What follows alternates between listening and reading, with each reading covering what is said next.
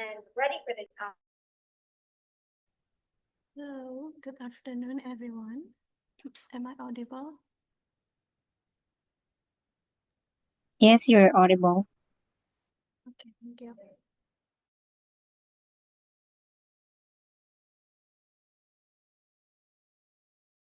Yes, and here we are, here with us today, our speaker, Dr. Razali Yaakob. Dr. Razali, can you hear me?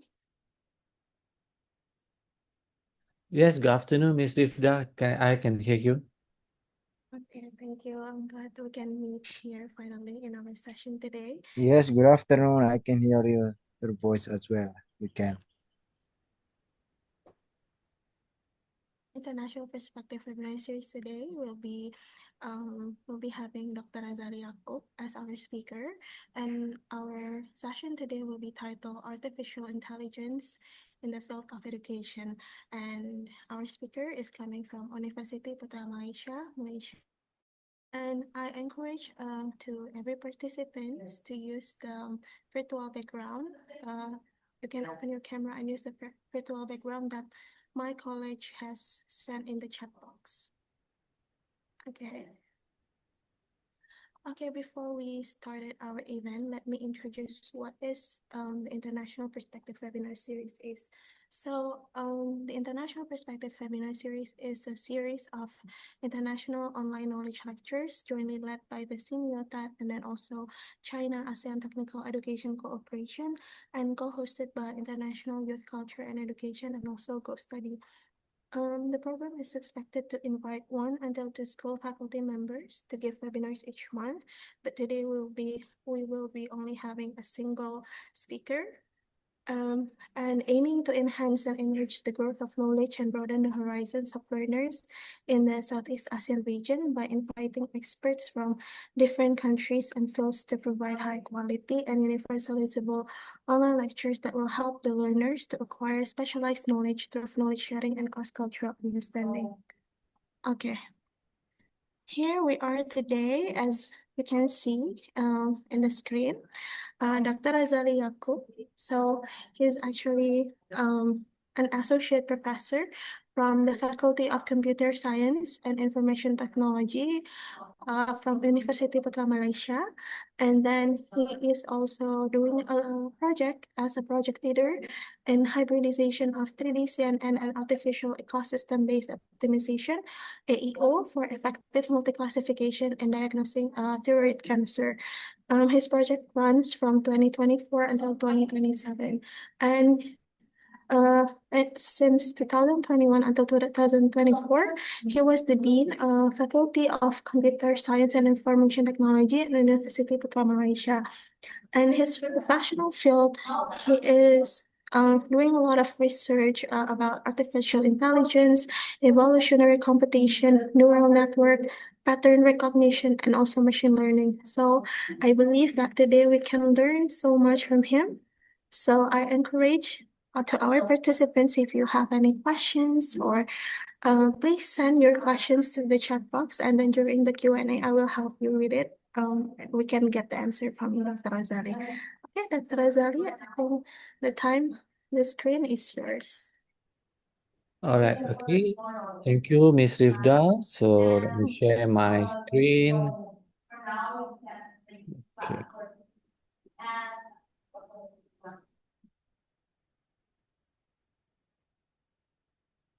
So can you see my screen? Yes. All right, okay, good. Okay. Okay, Bismillahirrahmanirrahim. Assalamualaikum warahmatullahi wabarakatuh, and a very good afternoon. And I heard just now some of the place still morning, so good morning to you. Okay, for your information, in my place at the moment now is 3 p.m. Okay, so in the afternoon. All right. Okay, so actually I'm really truly delighted, all right, to be with you today. As mentioned by Ms. Rifda, my name is Razali Yaakob from Faculty of Computer Science and Information Technology, University Putra, Malaysia. Okay, first of all, I would like to thank the organizer of International Perspective Webinar Series for inviting me to share my knowledge with all of you. Okay, so today we are going to explore a fascinating and fast-growing topic about how artificial intelligence is reshaping the field of education. So, as we know, AI is no longer just a futuristic idea, okay, as we can have seen last few decades in television, in movie, all right, okay. Okay, so most of the AI is just a futuristic idea, but it is already here, influencing how students learn, how teachers teach, and how institutions operate. So throughout this session, so what I will try to do, so we will talk about how AI works behind the scene, the tools we already use in education, that some of us have used it, but maybe we do not really realize it, all right, okay, and how we can harness its potential ethically and effectively. So I would like to take this opportunity, all right, okay, to promote myself and also to promote my university and also my faculty, as mentioned by the chairman, all right, okay, by Ms. Rifda. All right, I am from Faculty of Computer Science. So my research areas include artificial neural network, pattern recognition, and evolutionary computation in game playing. All right. This figure is actually our main administration building in the university. So this building we call as a Chancellery building. So a little bit history about our university, right? Actually, we start from 1931 as School of Agriculture, and then we become Agriculture University in 1971, and then we changed our name, become University Putra Malaysia in 1997. So our motto in our university is actually with knowledge we serve, that capture the mission to use the technology and also to knowledge to make a meaningful differences. All right, okay. So in this case, AI fits perfectly into that mission. So within UPM, actually, there are a strong focus on interdisciplinary research where education, data science, and computing often overlap. And this is my faculty building, one of my faculty building. Okay, so in here we have 3 buildings. So this is one of it. Okay, so our faculty actually started from 1980, but at that time we only have a department and we only have a diploma and bachelor of computer science. And then in 1998, we established as Faculty of Computer Science and Information Technology. Since then, we have 4 departments: Departments of Computer Science, Department of Multimedia, Department of Software Engineering and Information System, and Department of Communication Technology and Networks.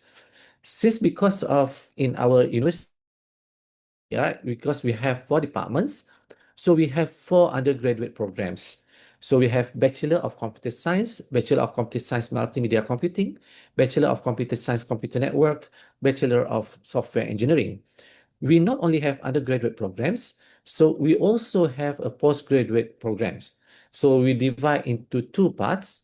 We have postgraduate by research and postgraduate by coursework.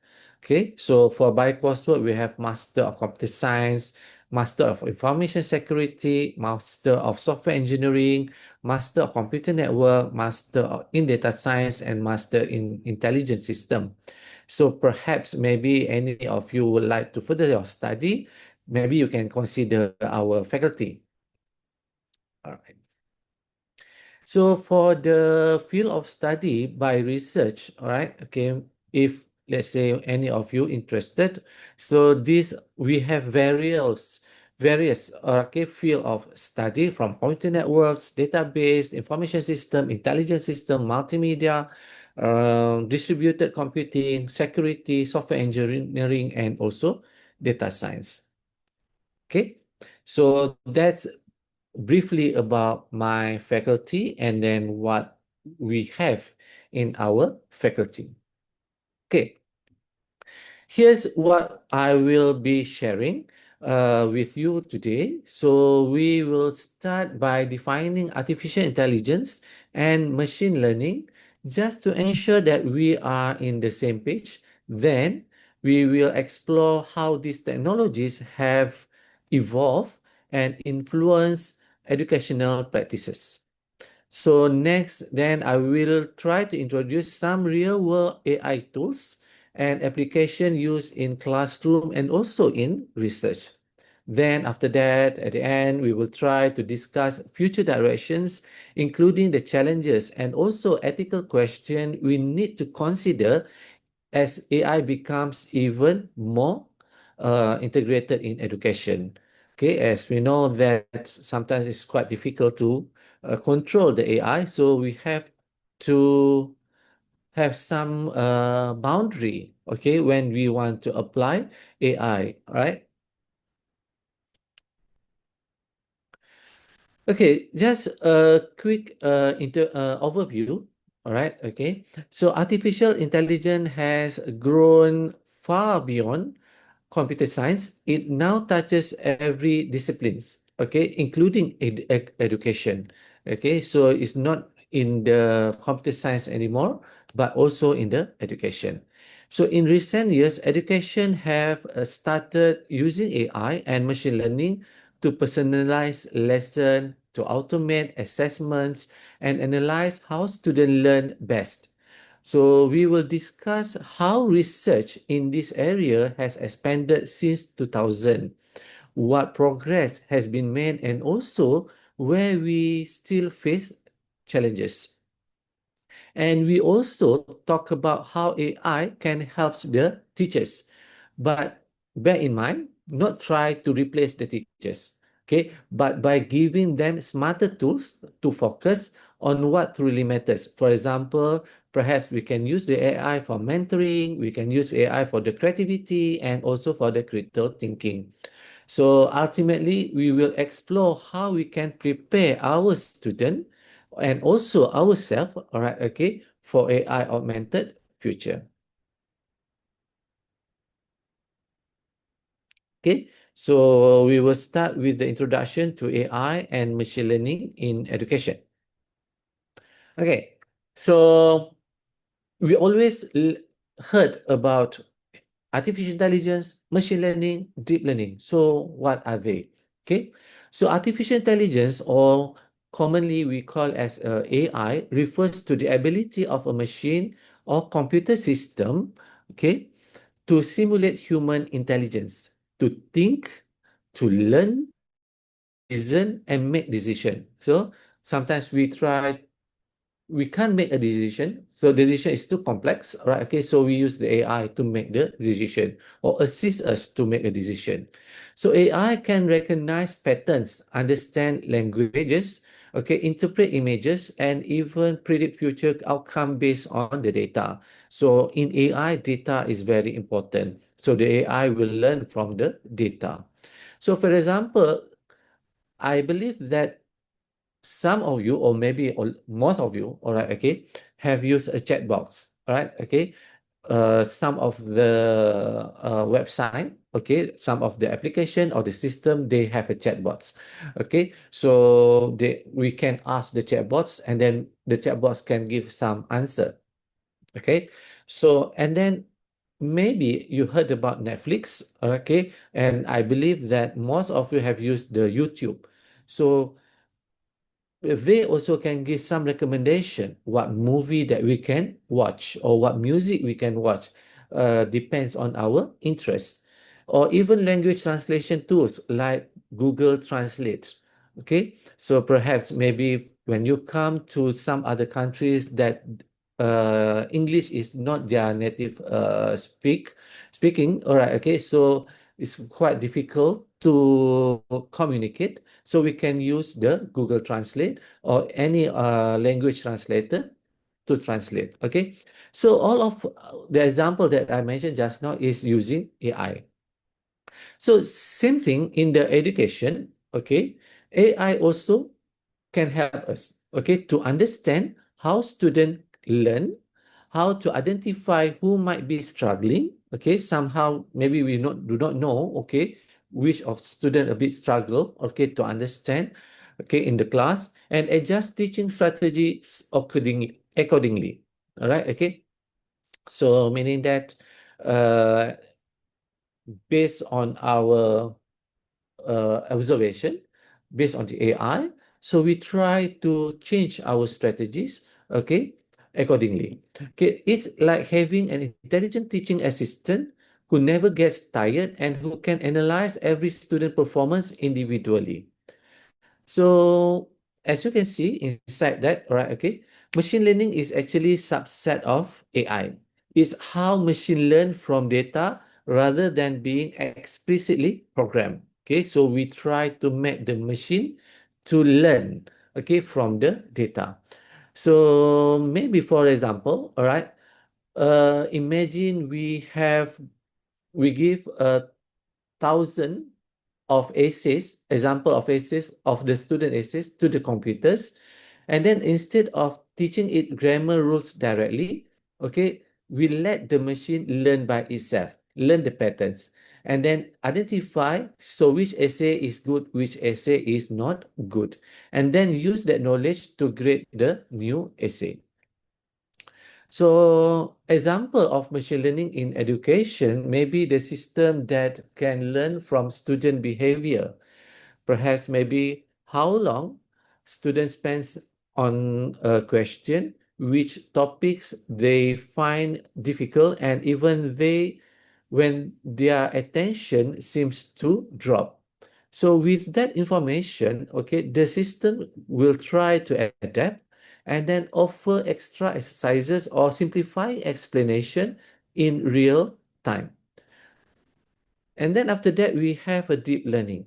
So deep learning will go a step further, all right? It uses neural network inspired by structures of human brain. So this network can process huge amount of data and discover complex pattern on their own. Okay, so for instance, a deep learning model can learn to recognize handwritten answer. Okay, so perhaps maybe our handwriting, so that they can recognize the answers based on the handwriting, and then to detect emotion from facial expression during the online class. Okay, so nowadays we have quite a lot of online class, so some of the students maybe do not understand and so on, so we can capture their facial, okay, and then even analyze speech patterns to assess pronunciation in language learning application. Okay, so there are some apps, all right, okay, where we can learn how to pronounce some words. So if machine learning is like teaching a student through examples, deep learning is like giving that student the ability to figure things out by connecting many layers of understanding, similar like human. All right, okay. Perhaps maybe we can have a simple analogy, right? As you can see from the figure here, imagine we are training a robot chef. Okay, so all of us like eating, all right, okay, some of us like to cook, all right, okay. So imagine we are training a robot chef. Artificial intelligence is the overall skill, the chef ability to cook like human. Okay, so we can imagine like uh artificial is a robot chef that can cook anything like a human. Meanwhile, machine learning is how the chef learn recipe through experience. Okay, of course, we know that the chef, if they want to improve their cooking, all right, okay, they will learn through the experience. So by trying, by making it several times, sometimes they will make a mistake and then they will try to improve from the mistake. And deep learning, in other way, all right, okay, is when the chef watches thousands of cooking videos and start recognizing ingredients and techniques automatically without anyone explicitly teaching them. Okay, nowadays we have a lot of YouTube. All right, okay, so some of us learn how to cook from the YouTube. All right, okay. So the same thing with the deep learning. All right, okay. So it will learn, all right, okay, based on the cooking videos and so on. That is how AI, machine learning, and deep learning relate to one another.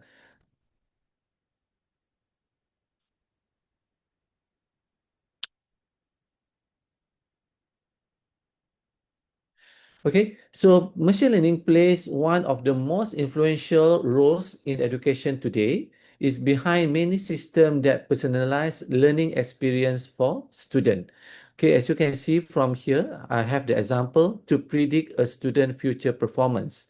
Okay, for example, when you use this platform, all right, for example, like Coursera, the Coursera, the system quietly analyze their performance, the student performance, which topic they master quickly, and where they pause or replay videos, and which quizzes they struggle with. Based on that data, it adjusts the content for each learner. So in a simple way, machine learning helps educators move away from the one-size-fits-all approach. Instead, every student gets a customized learning path, like having a private tutor who understands your strength and also weaknesses. Okay, for example, in the conventional style of learning, all right, okay. So normally we will learn from the book. There is only the way, but now with the AI, all right, okay, we can have the personalized learning based on our expert, all right. Okay, here are some of the research article that use machine learning in the education. Okay, so I will not go through one by one. So for your information, there are a lot of articles that apply machine learning technique, okay, for the education. All right. Meanwhile, in the deep learning adds another layer of intelligence. Okay, using a neural network, it can understand complex inputs like handwriting, voice, or facial expression. Actually, deep learning more powerful than machine learning. All right. Okay. For instance, speech recognition models in apps such as Duolingo use deep learning. Okay, Duolingo using the deep learning, all right, okay, to evaluate pronunciation and fluency. Similarly, AI tools can now mark handwritten assignment, detect sentiment in essay, or even recognize when a student look confused during an online class. Okay, so let's say I receive the essay, okay, from my student, so I can use the AI tools to mark, but I need to teach that AI, okay, how to mark. All right, okay. So these models don't just memorize, they interpret patterns much like a teacher reading a student expression. The result is a system that doesn't only grade or deliver content, but can also provide emotional and behavioral insights. So in other way, it will help the teachers to intervene more effectively. So here are some of the articles that using deep learning, okay, in the education. Okay, as you can see here, we have predicting student performance using deep learning models. All right, okay. This one is quite interesting because at the beginning of our study, all right, okay, the teacher can predict so whether we will fail or we will pass for that subject. All right, okay. So the AI will learn based on the uh, previous or history data.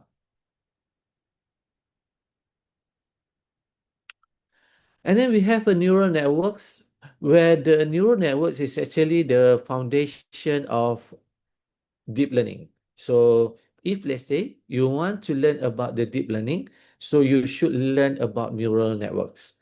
Okay.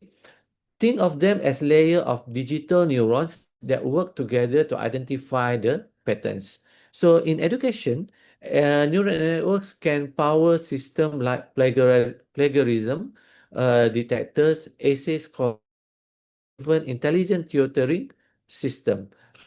Okay, that guides student through problem solving step by step. Okay, so this is some of the example. All right, okay, that using the neural networks as a tool. Okay, we have intelligent tutoring system and then emotion recognition in learning. Okay, and also to detect plagiarism.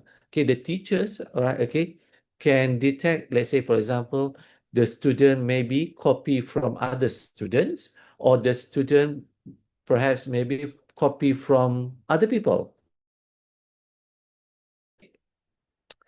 So AI tutor can watch how a student solve a math problem, detect the exact step where they went wrong, and provide tailored hints. So it's like having an attentive tutor available 24/7. Okay, 24 hours, 7 days. Okay, something that traditional classroom cannot always offer, because of in the traditional classroom, let's say for example, when we do our homework, we only can uh, ask the teacher during the school time, or maybe during the office hour. All right, okay. But nowadays with the AI, all right, okay, so we can straight away get the feedback. Okay, so this is some of the articles, research articles that use neural network in education. As you can see here, some of them, if I can select. Okay, early prediction of student performance using deep neural network, and then neural network in the learning material recommendation system based on the individual learning styles. Okay, artificial neural network to predict mathematics student performance. All right, okay, and so on. Okay, so what is actually exciting about AI? So what's exciting on AI is how AI in education has moved from research labs into everyday classroom. Before the 2000s, all right, okay, most of the AI is only in the research labs, all right, okay. But nowadays, we bring whatever the algorithm being developed in the research lab become a tools, all right, and then we bring into the classroom. So 20 years ago, using AI, schools was mostly theoretical, right? But now we see intelligent tutoring system, adaptive learning platform, and AI-assisted grading tools has been used, okay, daily in the universities and even in the primary schools. So institutions use AI to monitor student engagement, predict academic performance, and improve administrative efficiency. So, for instance, AI can identify at-risk student early by spotting learning patterns that indicate difficulty. So, by using AI, so we can predict or we can spot any of the student might have difficult at the early stage.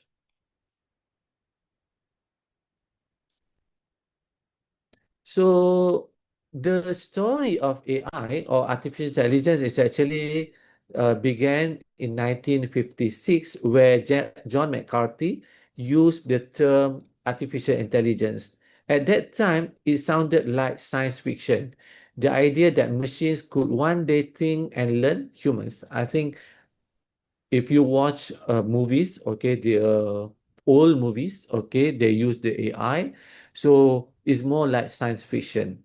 Okay, nothing is real. All right, okay. So decades later, that vision has become reality. All right, whatever we have seen in the movie now become, some of them become reality. So computers now recognize pattern and prove their decision with experience, much like we learn through practice. Okay, if human, all right, okay, we learn practice. AI also the same thing. we make the AI, practice the AI, okay? The AI practice to learn and to make decision, right? Okay, so every time when they make a wrong decision, we penalize. Then they will learn. Oh, I have made a wrong decision. So then learn again, and so on and so on. Children, all right, when they try to learn ABC, okay. So we try like we ask them, this is A, this is B, this is C, and so on. And then we ask them. Then they said A is B. Okay, so then, oh no, this is wrong. This is B. Okay, so then we practice again and again. So today, the same technology is transforming education. AI can personalize lesson for every student, identify where learners struggle, and even help teachers to design smarter, more engaging classroom. What began as a dream in 1956 has now become guiding force the way we teach, okay, learn and imagine the future of education. And then back in 2017, machine learning was described as a field that enhances the intelligence of smart devices through program learning. What makes it remarkable is multidisciplinary nature.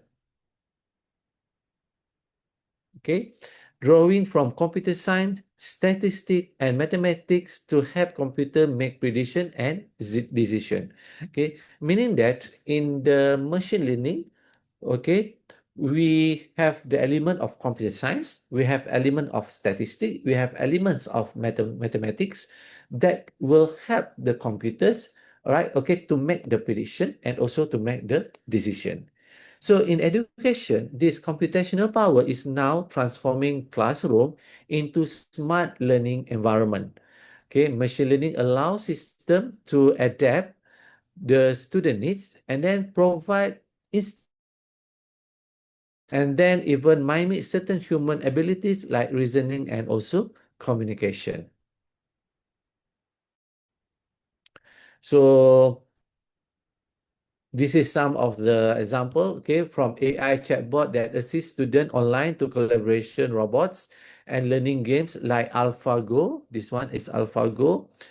All right, okay. This AlphaGo or Go game is a Chinese traditional Go game, a Japanese Go game. All right, okay, it's very uh, strategic Go game. All right, okay. These intelligent systems are making education more interactive, personalized, and efficient, bridging the gap between technology and human learning.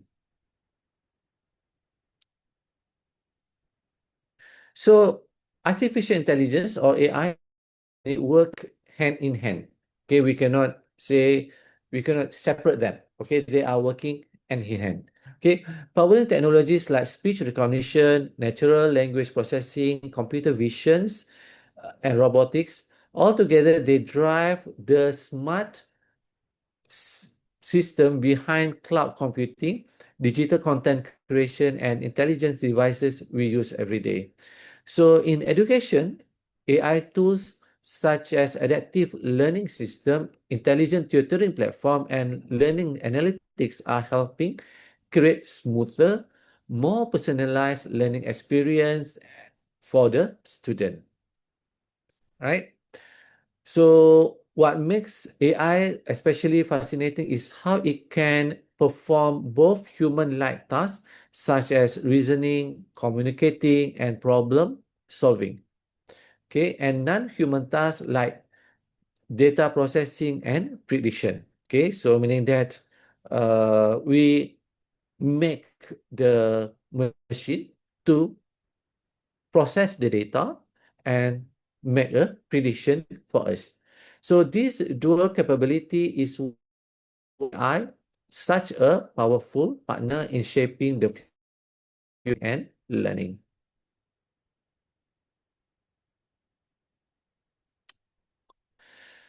So AI or artificial intelligence can be viewed in two categories, humanized and non-humanized. Okay, humanized AI mirrors human traits such as social, emotional, and cognitive intelligence, making learning more interactive and responsive. So in education, these AI systems are used for student interaction, automated feedback, digital curriculum design, tracking learning progress, and even smart attendance system. Okay, all working together to create a more connected and intelligent classroom experience, right? So if we want to have this AI, all right, in our classroom, so perhaps we can have all this, right? So we heard about education pedagogy. Education pedagogy is about how the transfer the knowledge and how the student absorb or receive the knowledge from the teacher. It focuses on finding the right content to teach and best method to deliver it. Okay, so the teachers will try to find what is the best way to deliver the knowledge, okay, to teach the student. All right, okay. And its core pedagogy connects three key elements: teaching methods, student learning behavior, and the impact of instruction. It also involves the effective of using the teaching tools to make learning meaningful, engaging, and lasting. All right, okay. So that is why sometimes if let's say the teaching is very conventional, all right, okay, so then it's quite boring. All right, okay. So the teacher, okay, will try to use some tools, all right, okay, to make their teaching more effective.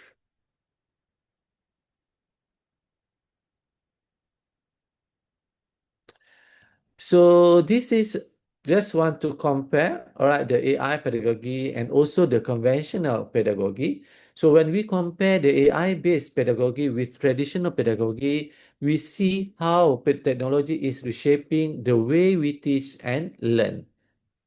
Okay, so as you can see here, right, for the AI, try to enhance learning, personalize instruction, and automate tasks. In the conventional or traditional pedagogy, it facilitates learning, guides student development, and foster critical thinking.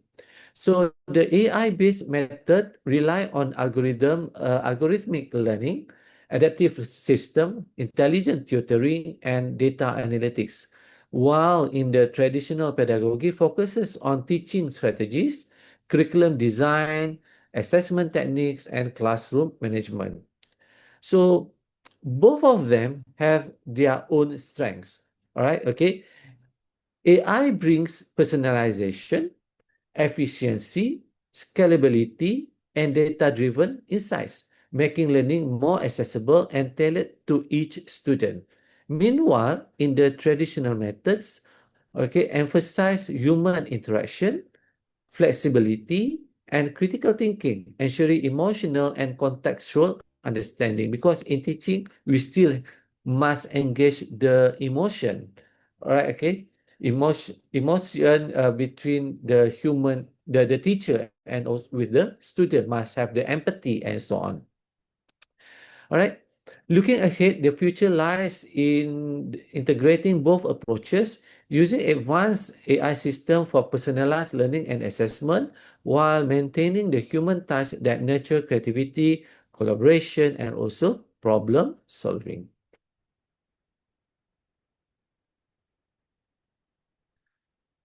Okay, this a little bit history of the achievement of AI and machine learning enhancing education pedagogy. All right. So we will try to look back. Okay.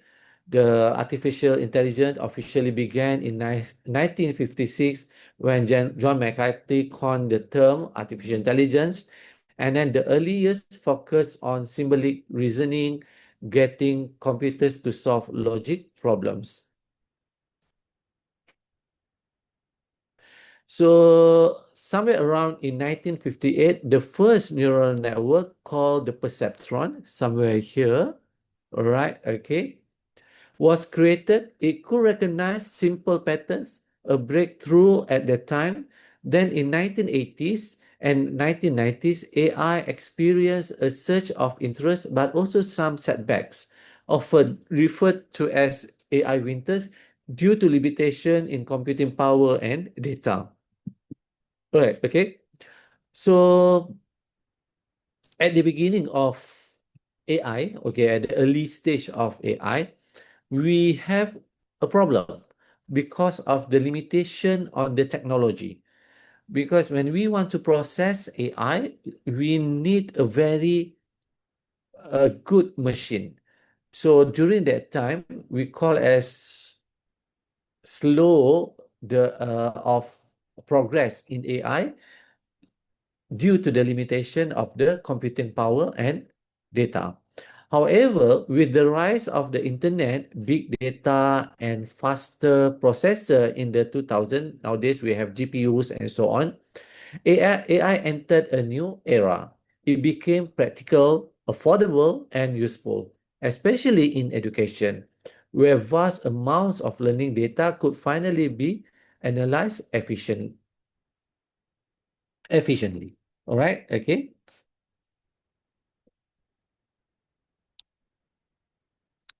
So by the early 2000, AI began making its mark on education through systems like intelligent tutoring system.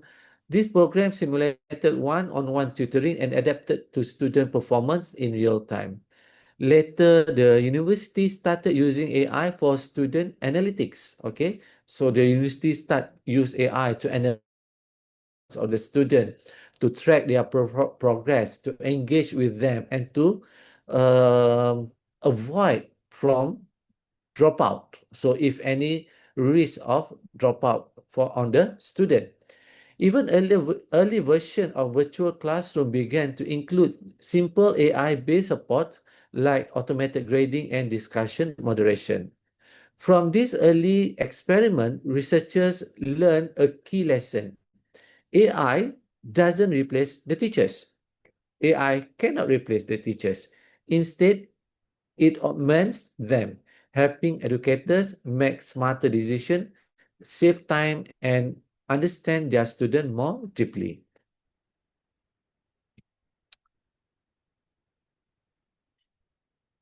Okay, so nowadays, all right, okay, the innovation of AI not just in Western, but it is a global movement. Okay, as we can see, all right, countries like China, India, and Finland are investing heavily in AI for schools. In China, AI classroom tracks student engagement using facial recognition and posture analysis. In Finland, for example, adaptive learning tools personalize math instruction. Okay, so these global examples remind us that AI is not about replacing education system, it is about enhancing them.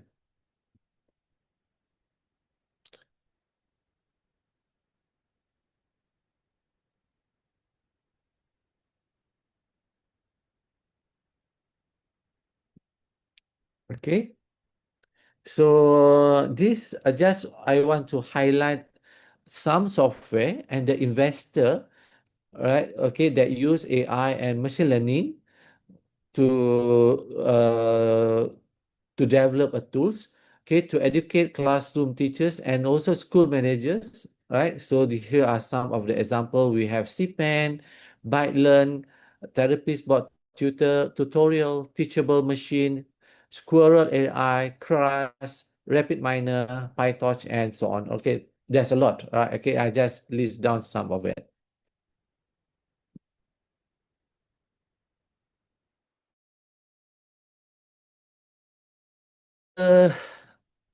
Journey of AI in education began in the early of 2000 and started exploring how AI could enhance learning.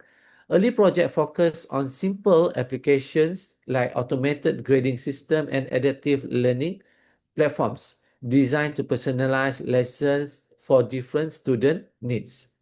So this early step led the groundwork for today's more advanced AI and machine learning system, marking the start of an ongoing evolution.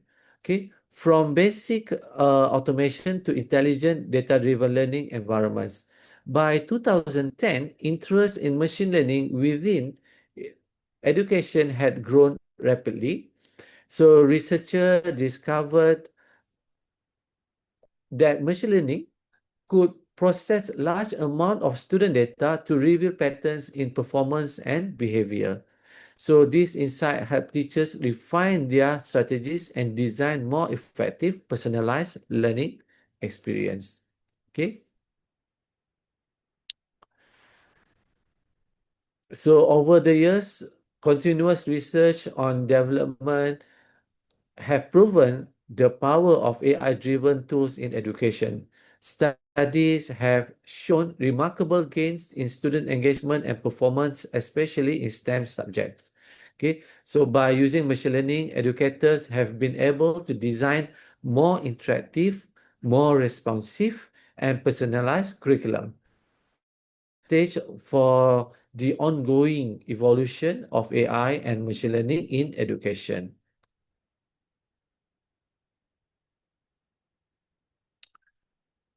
So what is our actual impact? So the biggest one is personalization. AI helps teachers move away from rigid curriculum-centered models towards flexible and student-centered approaches. Okay, for students, AI creates more engaging learning environment. System like Dreambox, okay, this one, okay, adjust difficulty level based on each learners. So students who need more practice uh, will get it, and while those who master content quickly can move ahead. So here are some of the example. Okay, the adaptive learning. Okay, we have Dreambox, Coursera, and language learning Duolingo.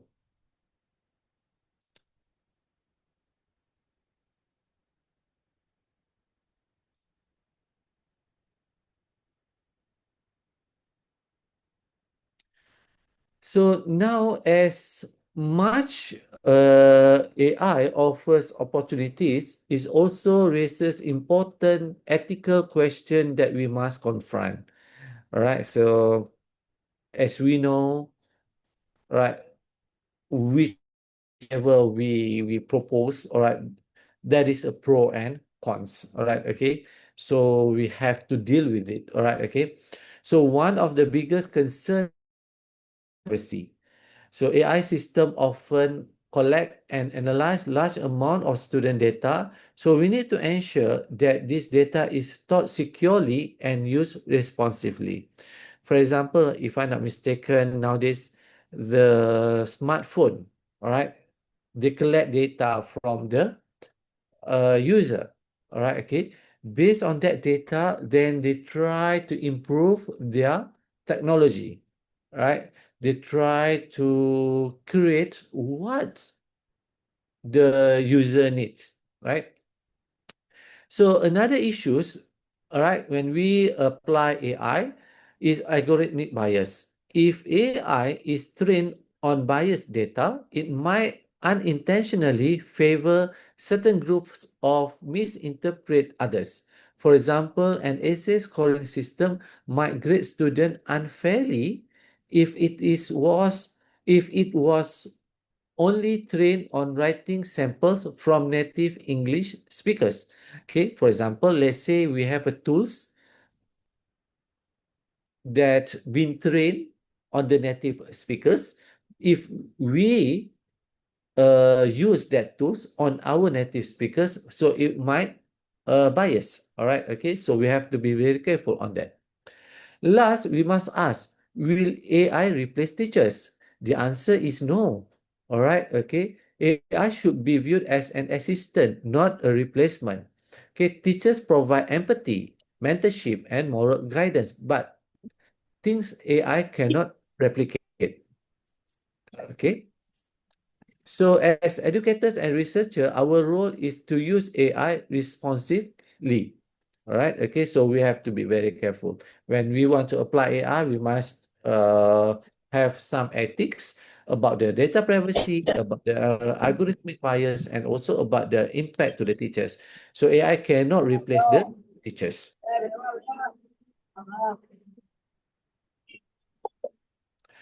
So one of promising trends we have seen is collaboration between educational institution and technology companies.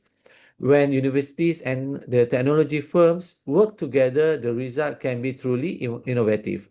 So here I list down several example. All right, for example, like Carnegie Learning with the collaborate with AI researchers to create Mathia, all right, okay, an intelligent mathematic tutor.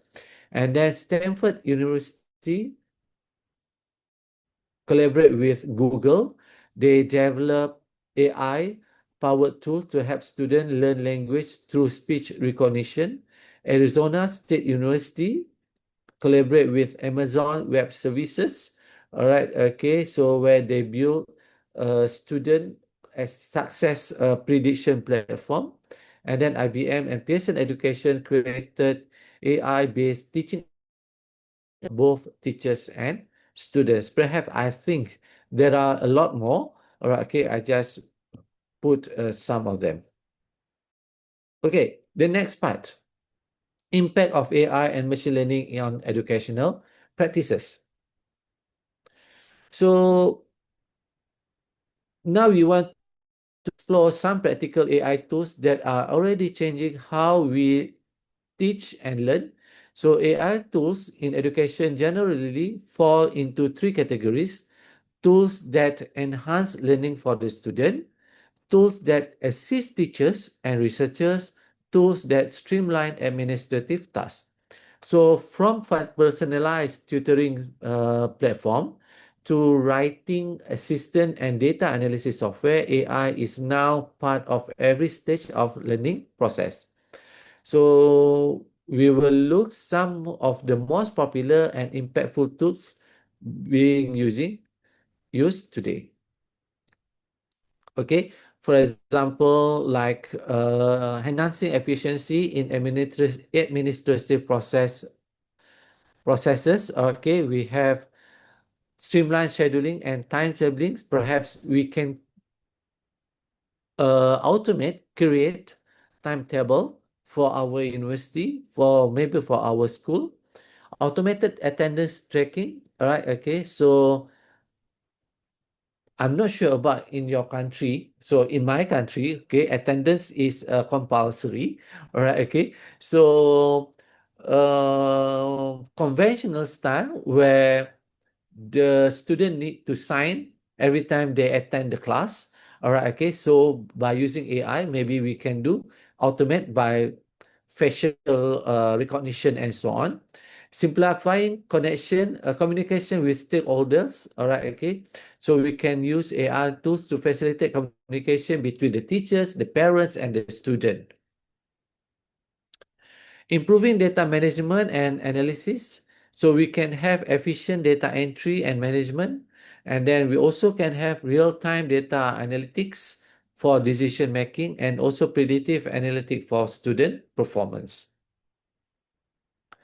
We also can enhance our classroom interaction through the AI technology. So perhaps we can create a chatbots for student queries. For example, maybe the teacher's not around. All right, okay. So the student can use the chatbot. Okay. Facilitating collaborative learning. So we can use AI tools, okay, can create group dynamics that promote collaboration among the students. Okay. Doesn't mean that everybody must at the same place. All right, okay, so maybe we can use AI, all right, to do the collaborative learning. And then real-time feedback systems, all right, okay. As we know, the conventional, all right, okay.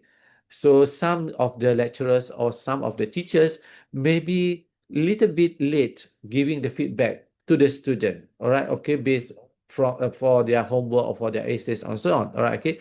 But using the AI, we can get the real-time feedback. So once you submit your assignment, for example, your essay assignment, okay, maybe in 1-2 minutes, you'll already get the feedback and also maybe get some marks.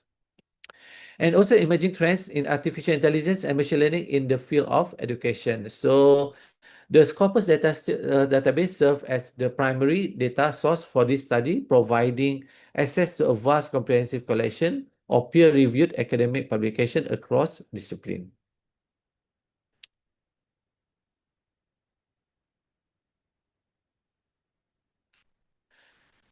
Okay, so here another example of AI and machine learning application in education.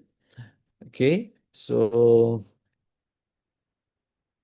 if I can take one of the example, exploring the potential of using an AI language model for automated essay scoring, as I mentioned just now. So in this case, they develop, all right, okay, based on the ChatGPT and so on. And then here are top 10 journals on AI and machine learning application in education research. Okay, perhaps maybe some of you are doing research at the moment. All right, okay. So maybe you can try to look on this journal. These are some of the journal, okay, the top 10 journals, okay, that use the AI and machine learning in education. And this is one example of the paper. Okay, next, we want to look at the AI tools examples for student. Okay, actually, there are a lot, okay, AI tools available. Okay, I just give you some of the example, and then some of them I also not even use. All right, okay, but maybe some of you already use these tools. Okay, the first one is a ByteLearn. Okay, ByteLearn is an AI-based math tutoring platform. So ByteLearn helps students solve math problems step by step. Instead of just giving answer, it analyzes a student process, identify the mistake, and give hints, much like a real teacher. Okay, not just give the answer to the student, but also will analyze the process, how students solve the problem, and then identify what are the mistake that the student always do. All right, okay, and then perhaps the student stuck can give some hint. All right, okay, like the real teacher.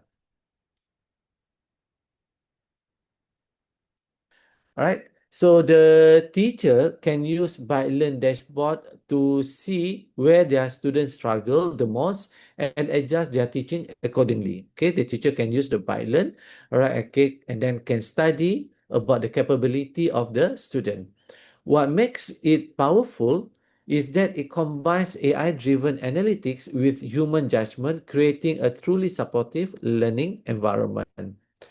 So here are some of the main functionalities of ByteLearn. Okay, step-by-step math problem solving, knowledge graph, and analysis. Okay, try to analyze the student, the gap between the best student with the poor student. Okay, maybe some of them very fast learner, and then some of them need more help. All right, support for the teachers, adaptive and personalized learning. All right, okay, by using this, we can personalize. So the smart student no need to wait for the other student, perhaps, I think. And then student-friendly features.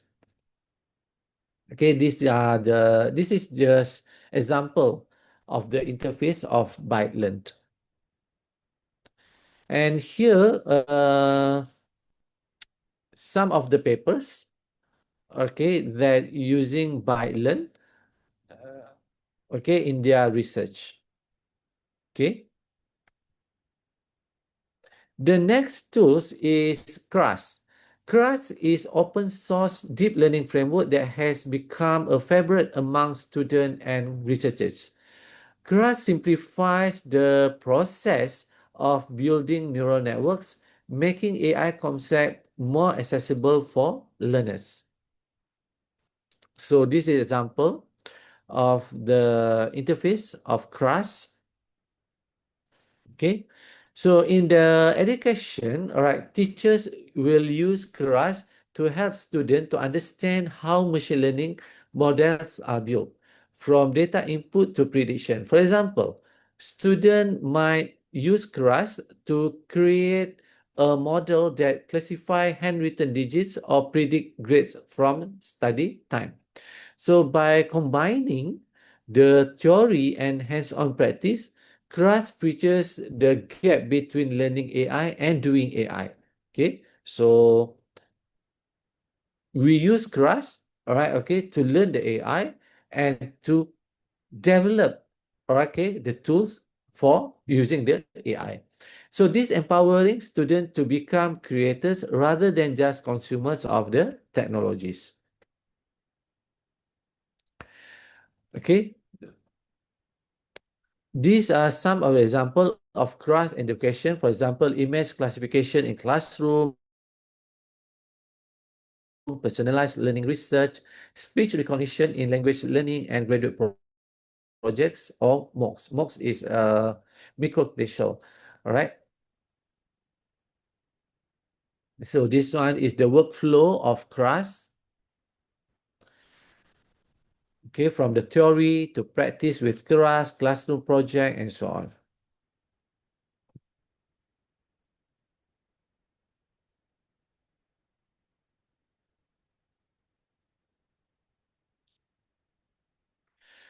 Okay, another framework is a PyTorch. Okay, so if in CRAS is known is for the simplicity, PyTorch is known for flexibility and research innovation. So many universities actually use PyTorch in advanced AI courses because it allows students to experiment with model design and real-world dataset. So in education, students to test different architectures, tweak learning rates, and visualize how machine learns over the time. This hands-on experience builds a deeper understanding of how AI works, so beyond the theory and into the exploration. And these are some of the example of education using PyTorch. So PyTorch give the learners creative freedom to explore AI in action. And this is example of the interface of PyTorch.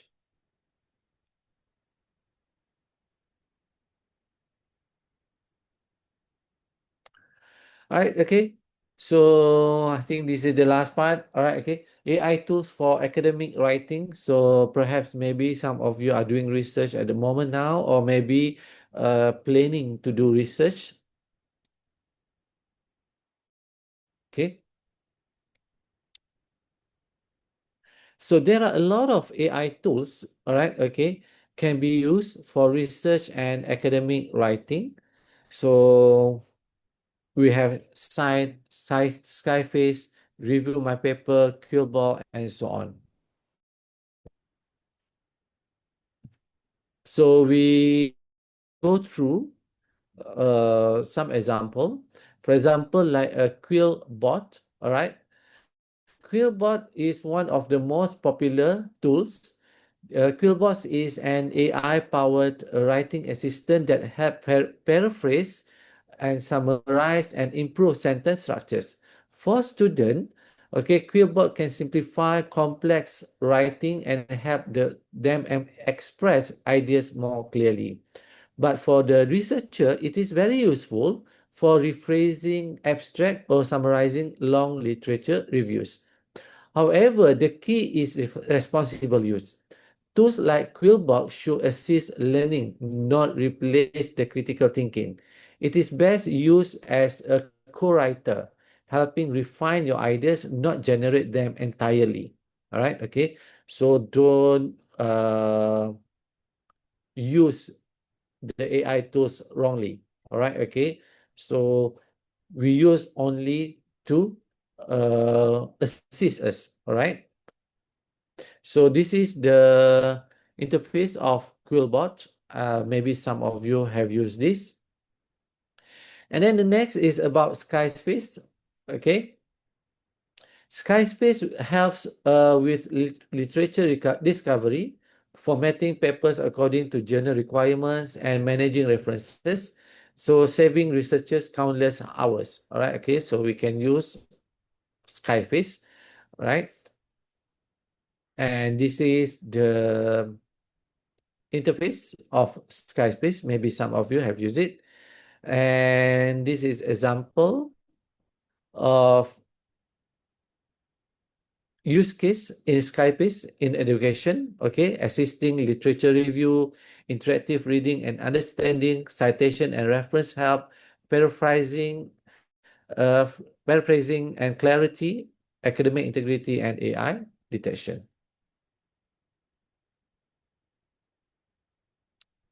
Okay, next we have PaperPoll is an AI-powered academic writing tool specifically designed for researchers looking to enhance the quality and clarity of the manuscript. Okay, so in the classroom, educators can also use these tools to help postgraduate students write more effectively and meet academic standards. So together, they will illustrate how AI can be a mentor in writing, helping students not just write faster, but write better.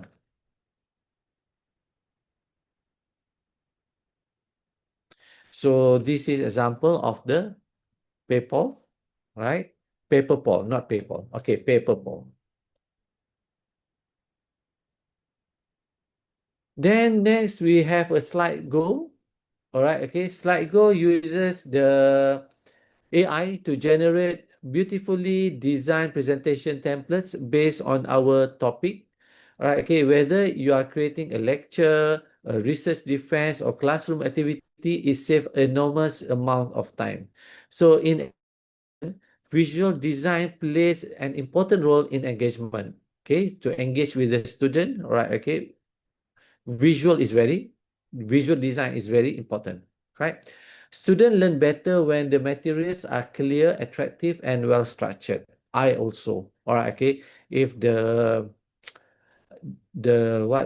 slide is very attractive, so we more attractive. So SlideGo makes this easier, giving educators and learners professional looking visuals so they can focus on delivering the content, not formatting the slides. So instead of spending hours choosing colors and fonts, teacher can spend that time making learning more attractive and meaningful. Okay, this is the SlideGo interface. All right, okay.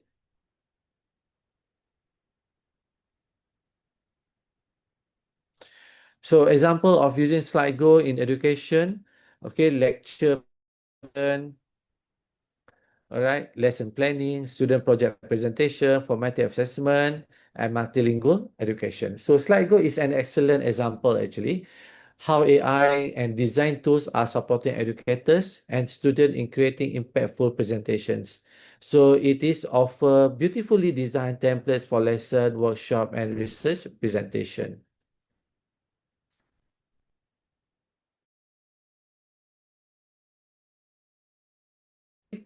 So ChatGPT, this one is very popular. So when we talk AI in the education, we cannot avoid from mention about the ChatGPT.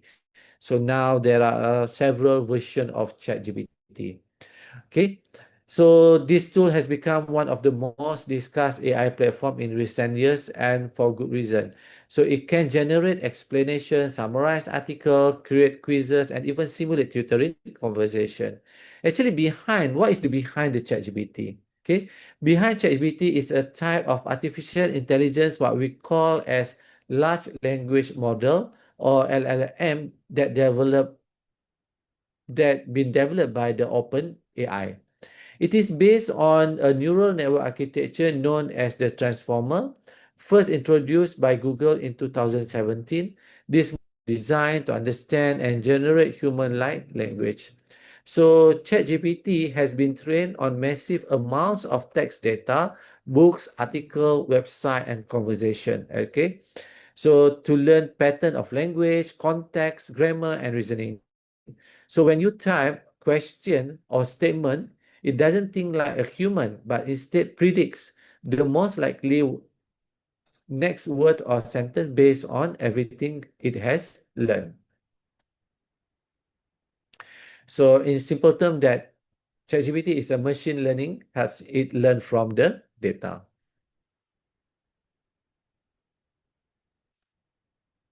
Okay, so for students, ChatGPT can serve as a study companion, answering question or helping them brainstorm some ideas. But for the teachers, it can save time by creating sample questions, lesson outlines, or even draft for reports.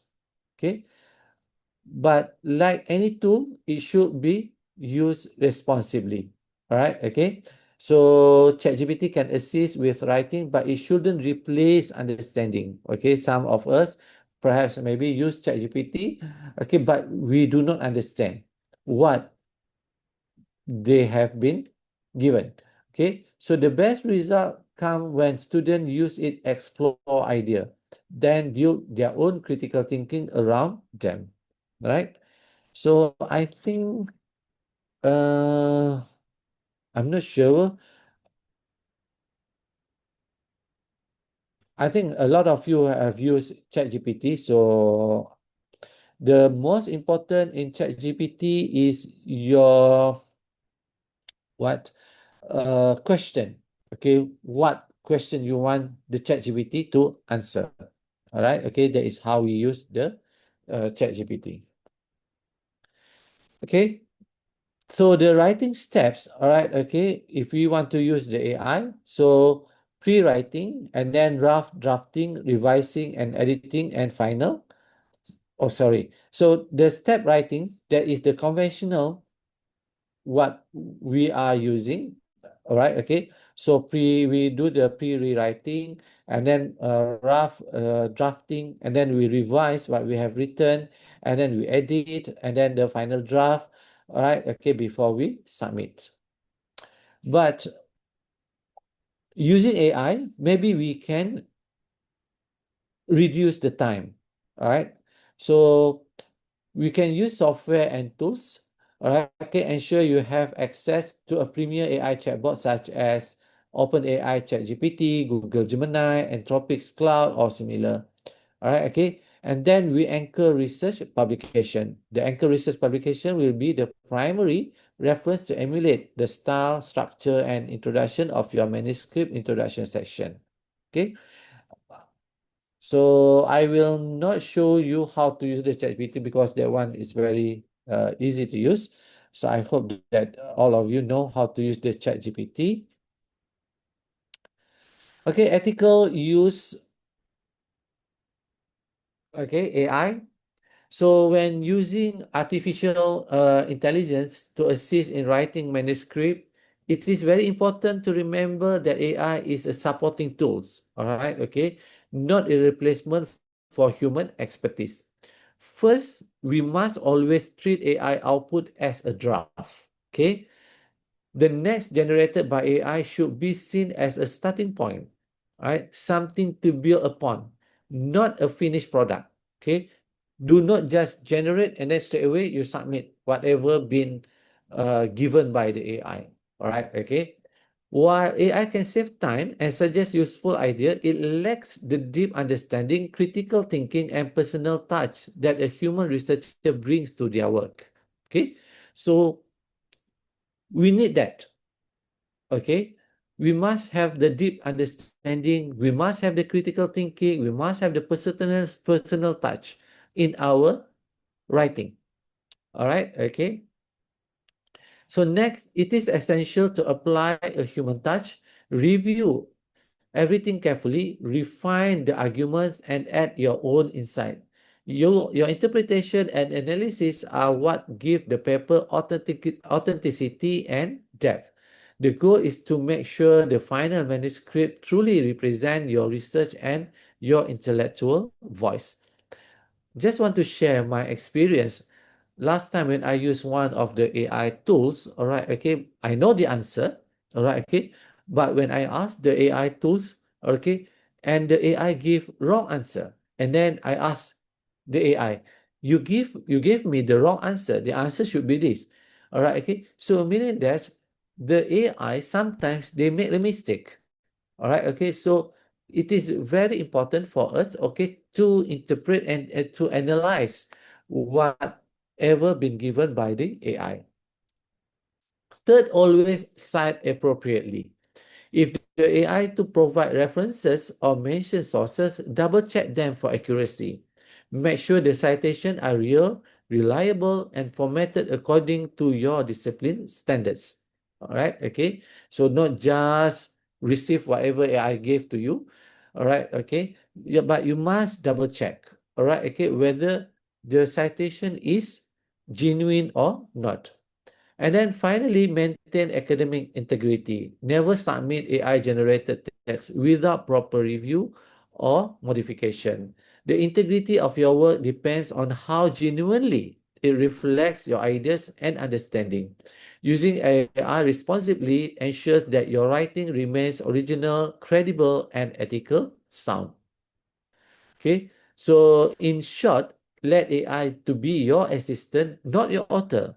Okay, combine its efficiency with your expertise. All right, okay.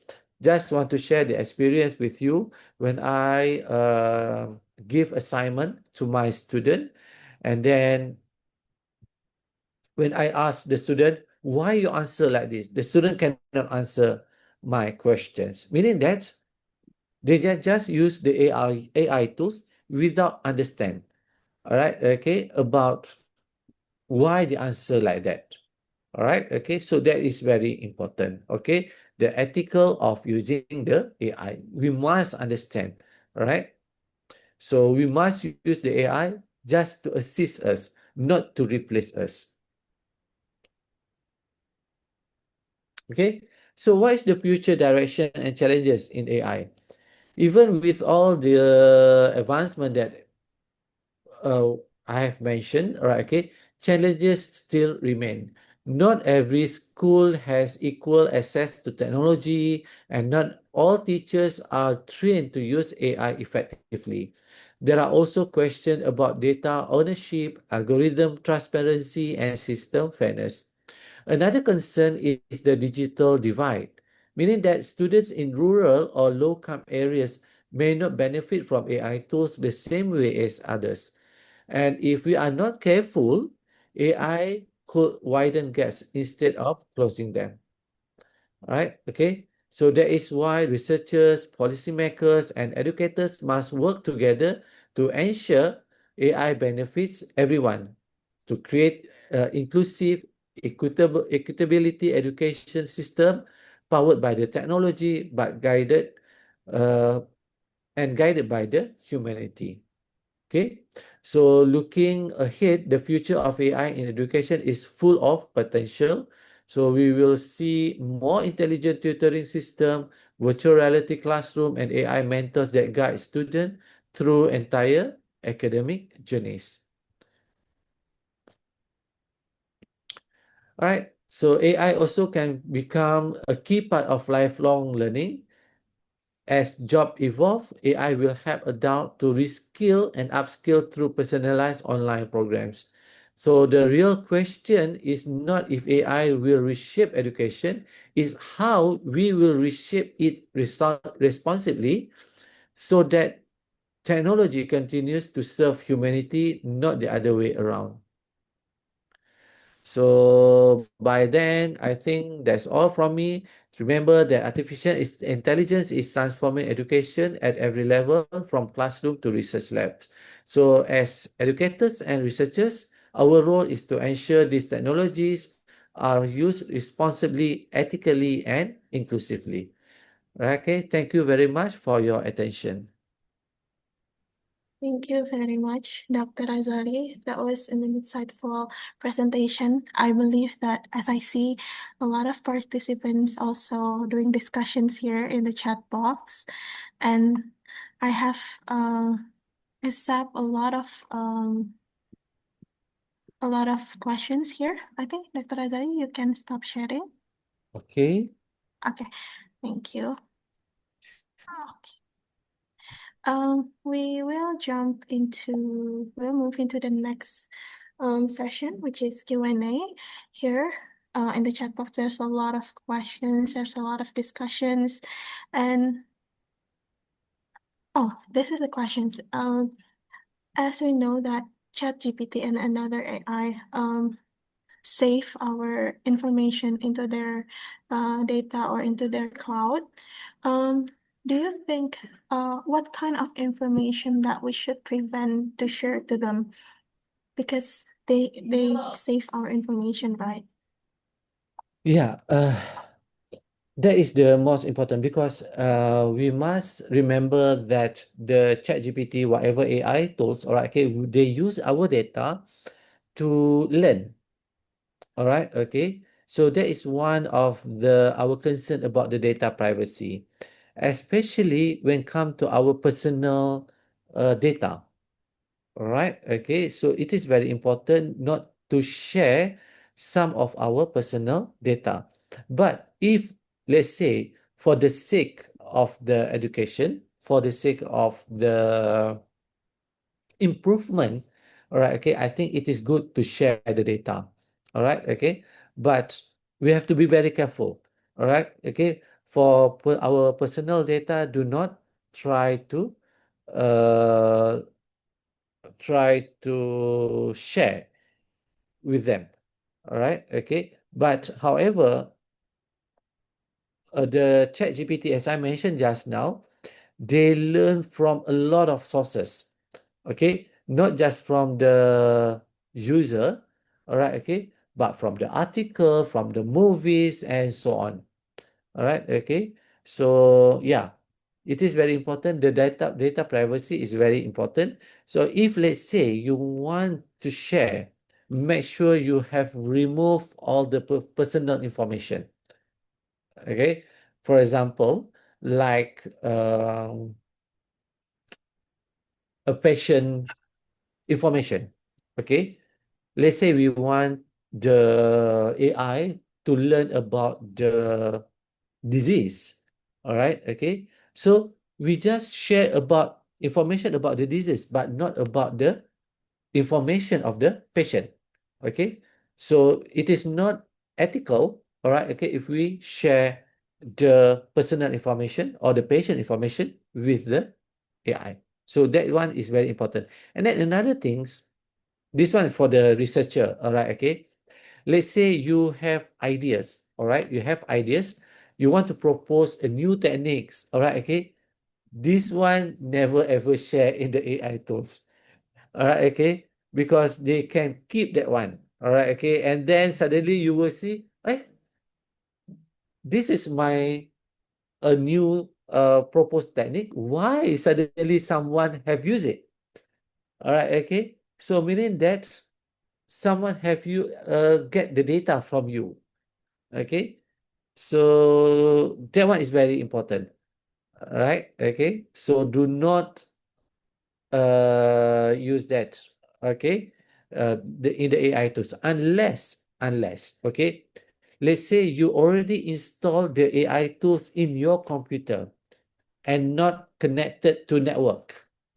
Okay, that means stand alone in your computer. All right, okay, perhaps then you can use that. Okay, that means you do not share that information in the cloud. Okay, you do not share that in the internet. All right, okay, so that one you only use the AI in your computer. All right, okay, so then it's fine. But if, let's say, for example, okay, let's say you haven't published your paper, you use in is in PDF, All right, okay. And then you want to translate become the document, Microsoft document. And then you do not have that tools and you use the internet. Okay, that you use the online tools in the internet. Okay, so that one you have to be careful. All right. I think as long as we're not sharing our personal information and then our idea that haven't been published anywhere, I think it's good, right? Yeah. Yes. Okay. Okay, thank you so much. This is the questions from Guido Sarmiento. He asked about what are the steps that a country or the policymaker, the government should take to implement the AI implementation for education, where if the country is infrastructurally not well developed or are not ready yet, what do you think the government or the policymaker should do to implement AI in the education? All right. Okay. Um, the first thing, all right, okay, when we want to apply AI, we must have a very good technology. I mean that the machine. Okay, the machine plays a very important role. All right, okay, if we want to use AI. Okay, for example, you want to develop something using AI. Okay, so for example, like face recognition, perhaps you need the GPU to do that. All right, okay. So for the country that is not, I say, like developed country, all right, okay.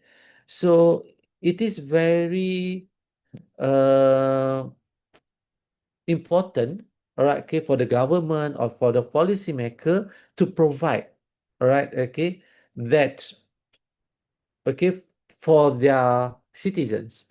All right, okay, to make sure that their citizen not left behind because nowadays everything is AI. All right, okay, perhaps can provide some facilities.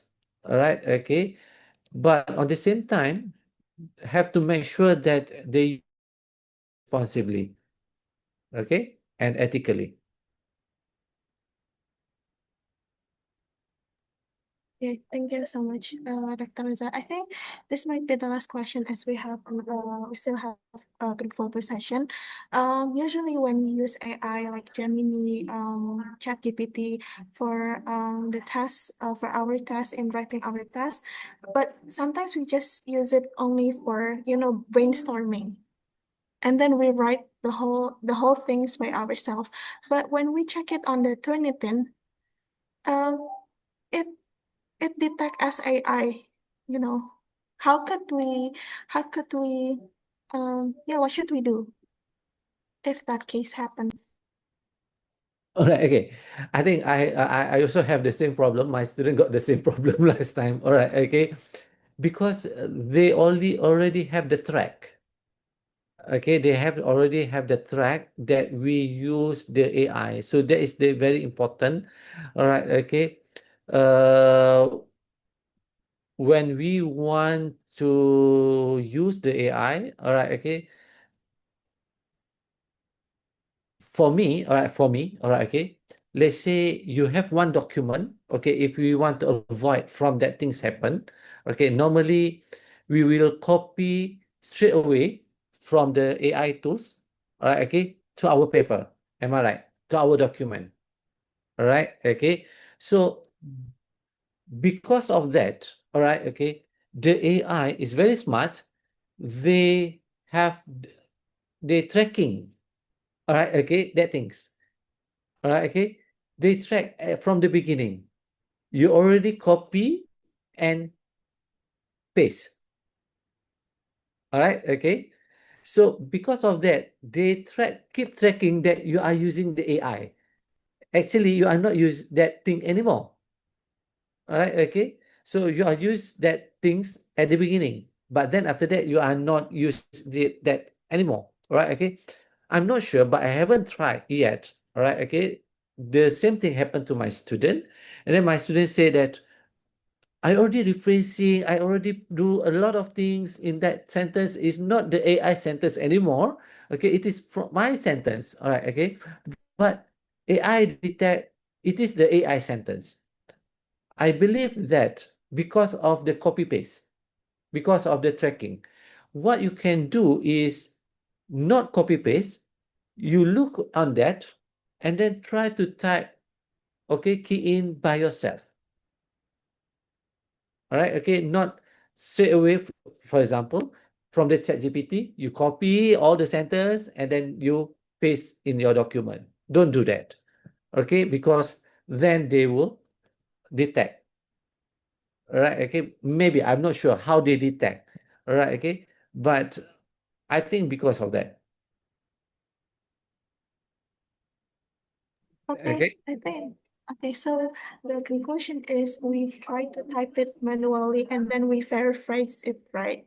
Yeah. Don't directly Or copy it. yeah. Or maybe I'm not sure. Maybe you can try. All right, okay. If you copy in one document, all right, okay, and then do not use that original document as your final document. So meaning that you copy to the third party. All right, okay. So perhaps maybe they cannot track. Be like plagiarism. Yeah. Okay. Plagiarism is That's very. something different. Okay, plagiarism is where they detect from the other article. That is plagiarism. But for the AI, because of some of the university, okay, they don't want the student uh use the AI as the final. All right, okay. So that's why, for example, like Turnitin, I think you refer to the Turnitin. The Turnitin, they have the AI detection. Okay, detectors. Okay, how many percent that you have used AI, isn't it? All right. Okay. So I think that is the way, but I haven't tried. But perhaps maybe you can try to do that. Yeah, I think the students here can try that trick and see Yeah. if it worked or not. Yeah, I think that answer from you concludes our Q&A session as our time is actually up. But okay, we move to the next session, which is group photo. Thank you so much, Dr. Razali. That was a really insightful session, and I believe a lot of students here still want to discuss with you. But yeah, okay. I think I already can I say something, Miss Rivda? Yes, please. Okay, sorry. I already share my email just now. Perhaps maybe some other student or okay, any of you okay interested to talk and then to ask any question, okay, or maybe to collaborate in the future. All right, okay, you can email to me. And I also again one more time to thank to the organizer for inviting me, and also thank to all of the audience, all right, okay, for today for listening to my presentation. I hope I have give some ideas, all right, okay, about the AI in the education. Okay, thank you very much. Thank you so much, Dr. Razali. And I want to encourage our participants to open their camera as we will have group photo and use the virtual background that provided by my college in the chat box. Okay. Maybe, Dr. Razali, you have already sent your email to the chat box. Have you? Not yet. I put the on the slide, so I put my email address in the chat box now. Okay, thank you.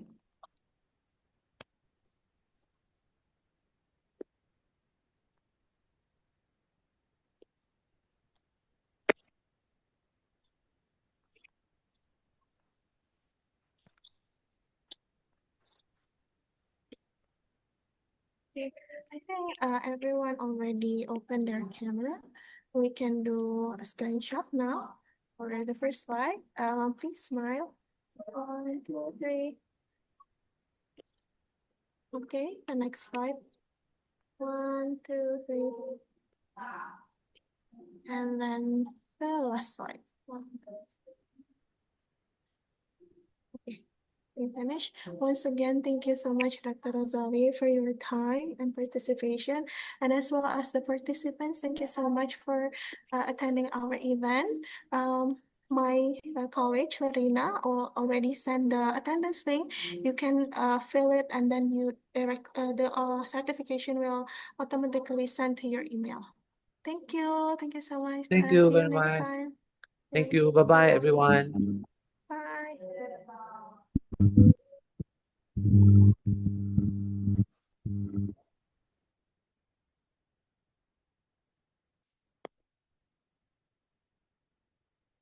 Thank you. Goodbye.